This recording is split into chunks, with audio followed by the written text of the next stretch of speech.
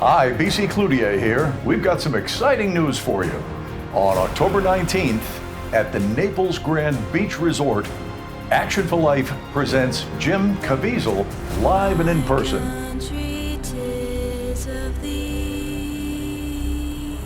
Why are you doing it?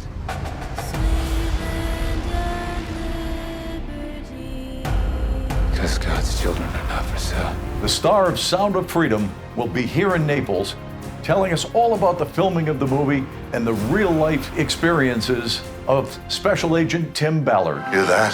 That's the sound of freedom. Please join us for a lovely evening with dinner and beverages at the Naples Grand Beach Resort on Thursday, October 19th, beginning at 5:30 p.m. Get tickets at actionforlife.org/events.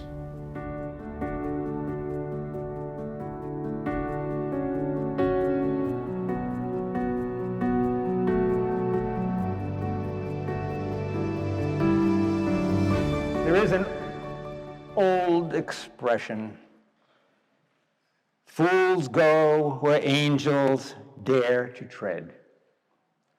Looking at the fool. Today we're going to talk about the situation in the Middle East, Israel and Gaza. A little bit, very little bit, about Lebanon and Hezbollah, and the horrific attack of Hamas on the people of Israel. We have to put this situation into perspective. The media is not going to tell you what I'm going to tell you today. It kind of distorts their narrative. The problem in the Middle East is a problem of religion. It's a problem of religion. Religion is also going to be the solution to the problem in the Middle East and the problems in the rest of the world. But hold on, I won't tell you when the problem is going to be solved just yet. Let me try to put this in some perspective for you regarding the moral implications of a response to what Hamas did. There are moral implications, and there are moral guidelines as to how Israel and the rest of the civilized world responds to what took place. Let me be perfectly clear. What happened is reprehensible, it's disgusting, it is immoral. What happened to the people of Israel and the way they were slaughtered, men, women, children, hostages, can never, ever be condoned. Question is, why did it happen? Why did it happen? I said a few moments ago that the problem is a religious problem.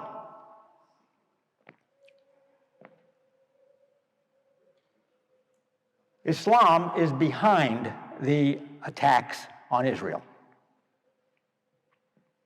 Islam believes that the whole Middle East, as a matter of fact, the whole world belongs to Allah.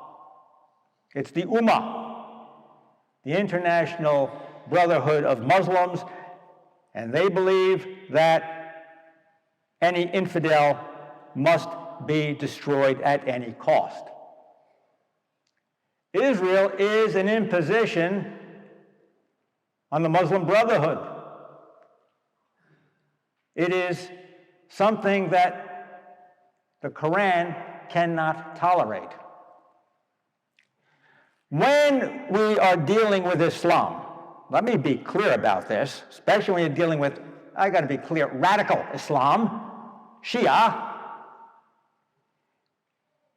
anything goes in order to achieve your goal, to eliminate whatever is in the way of conquering the world for Allah.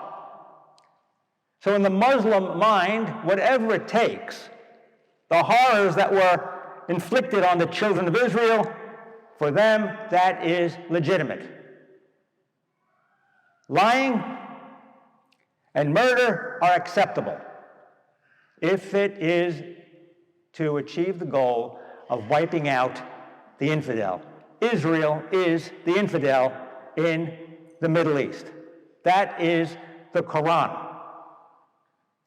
So as I said, it is religious. And who is the culprit in the Middle East? It is Iran. That's the culprit. The root is coming from Iran, which supplies Hezbollah and Hamas. Let me be clear about this. There is no way that any civilized government in the world should be doing business with Iran.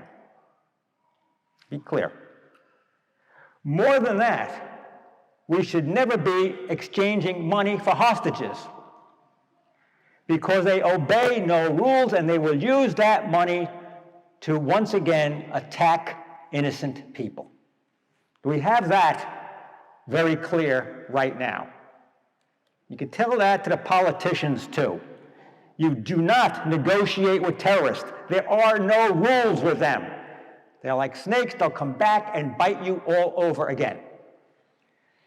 Now, what motivates these people in Palestine in their hatred for Israel? And why do they allow Hamas to infest them? They are infested with Hamas. And they've been there for years, but since the year 2007, they have grown in number and in their influence in Palestine, especially in Gaza and on the West Bank. Because of their presence in these areas, which touch upon Israel and are supposed to be part of the Jewish state, they have caused tremendous amount of damage to the people of Israel. They've inflicted a lot of terrorist actions upon them. Therefore, Israel tries to combat what is going on, and they tighten their grip on these areas and make life absolutely miserable for innocent Palestinians. Now, let me tell you something. There are Palestinians who are Muslims and Palestinians who are Christians. And so all of them are subject to Israel's fury. And we are told that it is quite similar to apartheid, what takes place in Israel regarding the Palestinians. Now, there is another part of this. It is religious too. Let me be clear. Because nobody's telling you this part of the story either. Israel is not delighted to have non-Israelis, non-Jews in Israel. They believe that Israel is for the Israelis. They don't want Palestinian Christians there or Muslims there. And so there is kind of an inbuilt tension into the area. It's a religious tension, and one that is continually infused by the hatred of Hamas and Hezbollah in Lebanon. So I talk to people from Lebanon, they tell me, you don't know what the Israelis are doing, closing our ports, we're starving, we're losing our country. So you can see why there is such anger, why there is such hatred on both sides. Am I clear about this? Nobody is completely innocent in this story. Okay. What can Israel do morally? And this has to be a moral response. What is Israel allowed to do in this situation? We hear that they are going to clear the Gaza Strip. What they have done, insofar as I can see it at the moment, they told the Palestinians to get out of Gaza. There are about 2.1 million people living in Gaza. They told them to clear out because they are going to destroy Gaza. They did the right thing. They did the right thing. They could not respond to the Palestinians in a like way that they attacked Israel. In other words, you cannot have a surprise attack and then to kill innocent people, to behead children, and to desecrate the women of Israel. You cannot do that. No matter what the enemy does, for those who have a higher moral standard, they cannot retaliate in kind. But what they can do is what they are supposed to be doing, telling the people of Gaza to get out. Now, Hamas wants them to stay. Why? They're human shields. They want to use the pictures to put them all over the world and say, look, you see what Israel did to us? But at the moment, Israel is doing the correct thing. Get out because we're going to destroy where you live. Now, let's talk about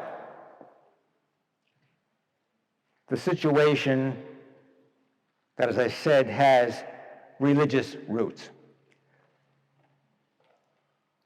The answer does not live with Islam. The answer does not live within the confines of what is permitted in the Quran. Quran is anything goes. Anything goes. But you know what? It doesn't live within the confines of the Old Testament either. See, we have an Old Testament and a New Testament, and the reason why they're put together is because there was a higher righteousness in the New Testament. Oh, nobody's going to tell you that. You see, Middle Easterners have a different mentality than people in Christian countries, because we're following a higher righteousness which is presented to us in the gospel. It's in Matthew's gospel.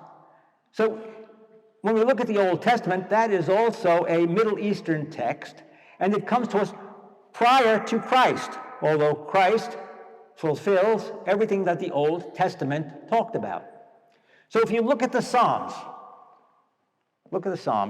just for an example, the 137th Psalm. They're called imprecatory Psalms. It means that there are certain Psalms that call God to destroy the enemies of Israel and to take their children and to dash their heads against the stones. So destroying the children and chopping off heads and violating women is nothing new to the people of the Old Testament. But guess what's happened? I'll tell you what's happened. Some of our people who think that they're great scholars decide, well, we're going to edit the Word of God.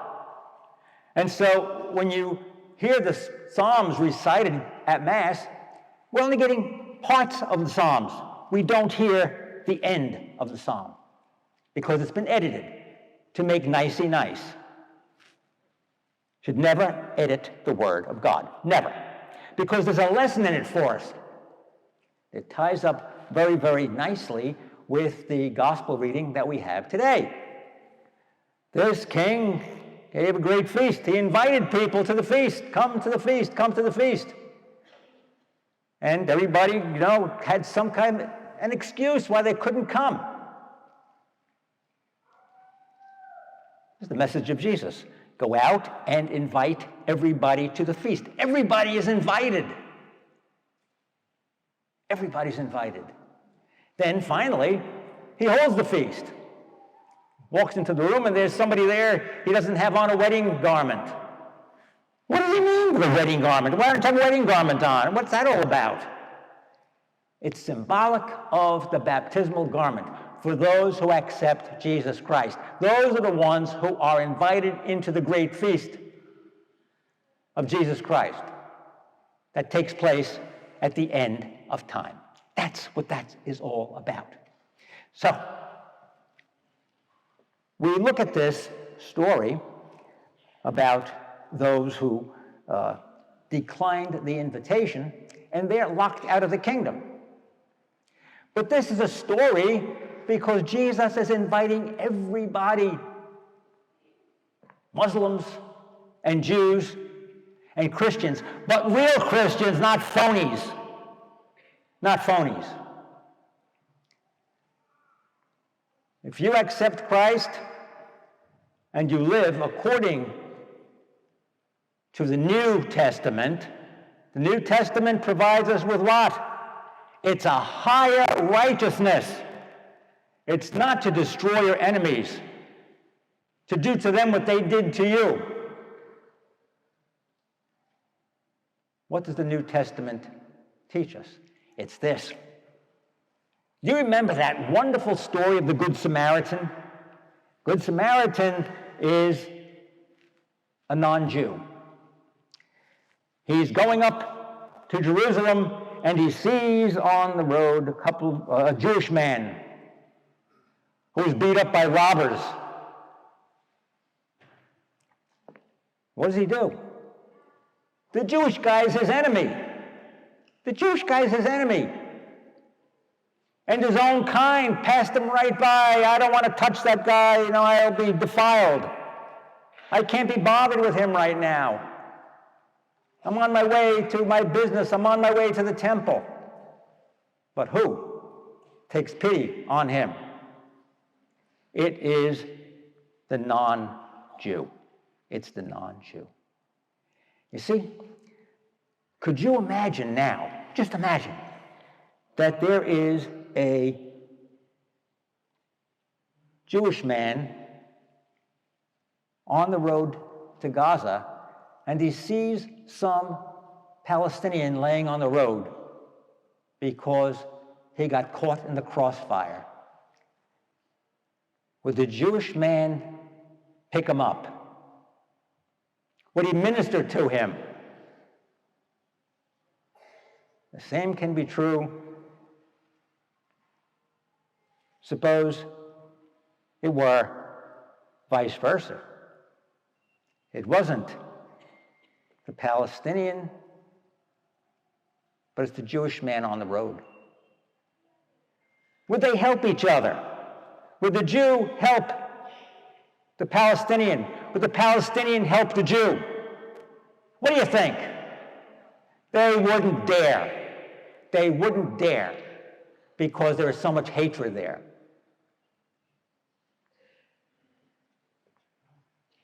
New Testament calls us to a higher righteousness. Who is your neighbor? Your neighbor is the one who took pity on a fellow human being. And that's what the New Testament teaches. It is a higher righteousness. And in no way can anyone who follows Christ behave the way Hamas acted or even the way the Israelis have acted toward the Palestinians. God love you.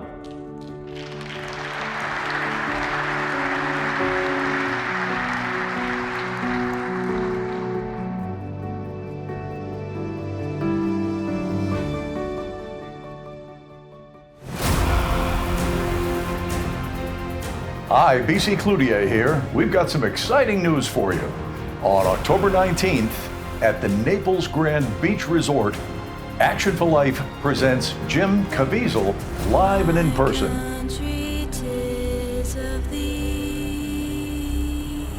Why are you doing it?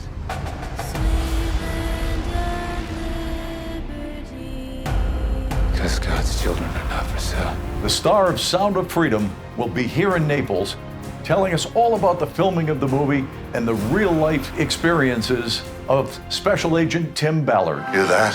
That's the sound of freedom. Please join us for a lovely evening with dinner and beverages at the Naples Grand Beach Resort on Thursday, October 19th, beginning at 5:30 p.m.